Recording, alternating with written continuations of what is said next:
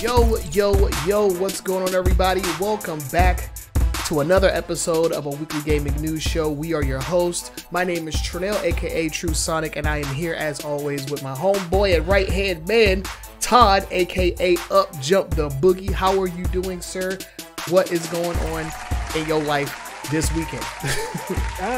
Not much, man. I'm hanging in. I had a kid party. Actually, I had a good time. I got my piece built that I'm going to have that up next week, hopefully in production. And yeah, I've been doing things finally.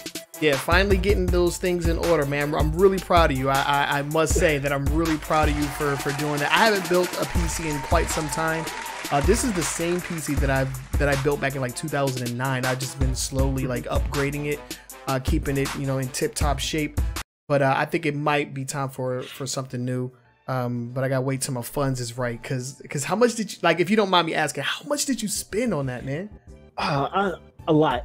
I've been piecing it. So I can't say for sure because I didn't buy it all at once. I've been piecing it together since probably like January. Okay. Like I bought the motherboard and the memory back in January. I bought my hard drives back in like February or March. Okay. So I've been piecing it together. The last thing I needed was my processor and the video card. Okay. And I got the processors on a great deal. It was like $250 off of the Threadripper, and I got the video card. It's the one I wanted. It was, at the time, it's the Asus Strix. At the time when I was looking at it, it was like almost $1,200. And wow.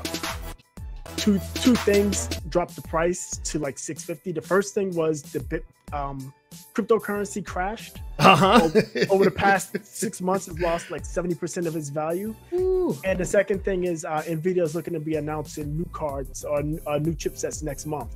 Yeah, so I do need a new. I do want a new graphics card. I'm rocking with the GTX 970, I believe. Well, it's good. It plays current gen games or whatever. But I would like an upgrade sooner or later.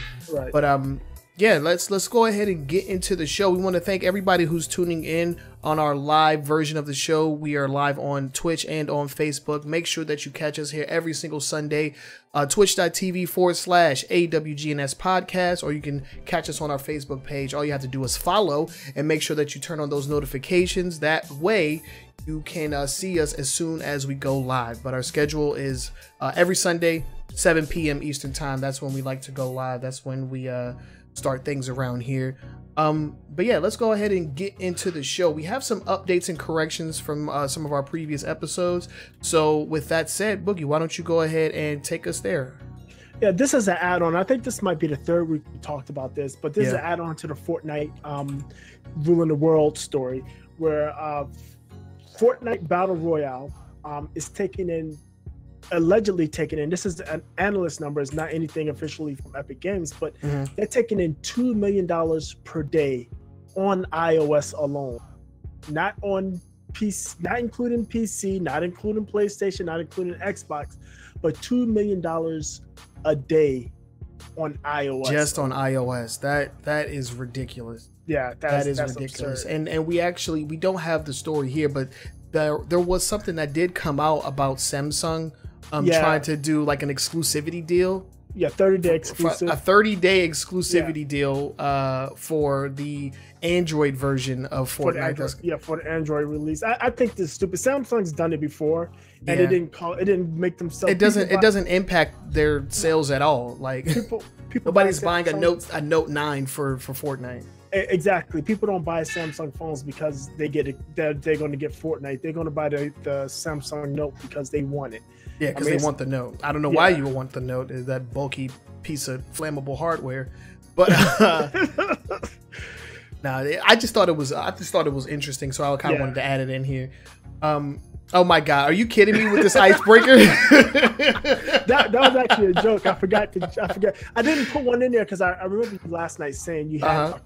Okay, so yeah, I actually do have one. It was given to us by our good friend I'm not even gonna humor the chat and the live audience with what you actually put here. No, we're not gonna talk about it, but for you guys out there listening, is water wet? Nothing from you, nothing from me. We want exclusively for you guys to answer that question. That's an icebreaker for you guys. Is water wet? Let us know down in the comment section below. But yeah, the icebreaker that we have, gaming related.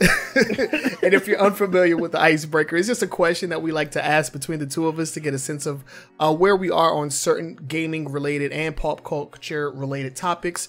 Remember, you can always ask us questions. Yeah, Sonny's asking a question right now. You can always ask us a question by submitting it to us via the links down below. You can see we have our email. You can hit us up on our social media as well. You can also leave comments in the comment section or in the live chat as well. You can always ask us questions and we'll address them live on stream. But the one that we have for this week is what? Okay. So I have to actually word it correctly because it was somewhere around the lines. I don't have it like written down in front of me, but it was somewhere around the lines of what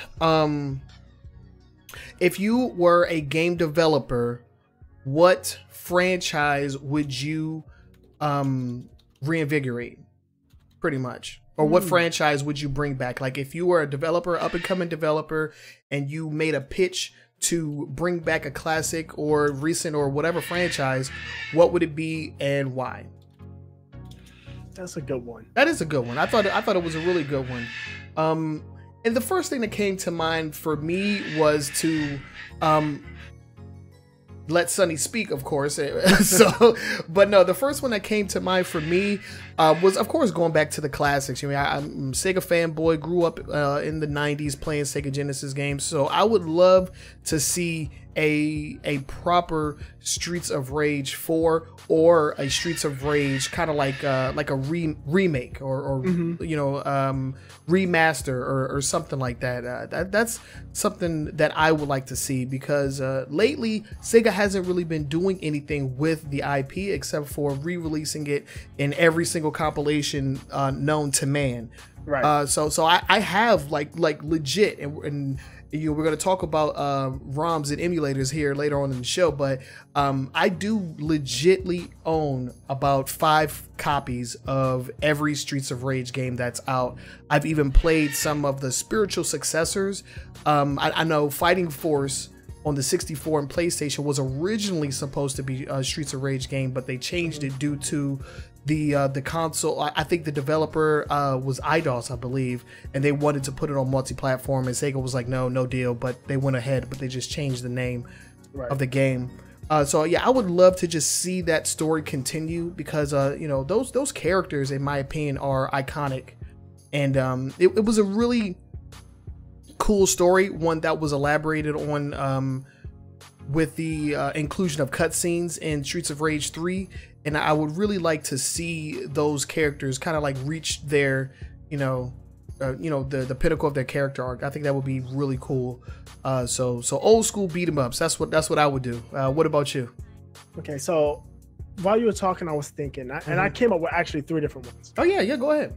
One that I have that I played a lot, and this was back in Nintendo and mainly on Sega Genesis. Was Shinobi. Oh yeah, I would love to see that. I think Shinobi is exclusive to. No, I think the original series was Sega, and then they went to the PlayStation. I don't think that was ever on Nintendo. But yeah, go ahead. Yeah, I don't think so. Yeah, Shinobi, one that's to me a cult classic. Shinobi's dope. Not a lot of people know about this one I'm about to say. But Eternal Champions. Okay. Yeah. Of course, it's a fighting game. It's one of the first fighting games I played where the levels actually factored into the fight. Me and my brothers and my friends, we played that like crazy. It was on Genesis. I'd like to see that come back, especially with the reinvigoration of the fighting genre. Oh yeah, definitely. And then one thing I would like to see, I would do, and this is probably my number one thing, is Spy Hunter, but Spy Hunter in a Forza Horizon engine. Like that's dope. That type of Spy Hunter. I would love to see that. It doesn't necessarily have to be Spy Hunter, but battle cars in current gen in the current generation of racing games. I would like to see that. Yeah, yeah. Awesome. I do enjoy kind of like objective based gameplay inside of racers. So like in the Burnout series, you had the different modes there. You know, instead of just exclusively racing, you can go for like the crash like montage thing where you like do tricks in the air and try to make the biggest explosion.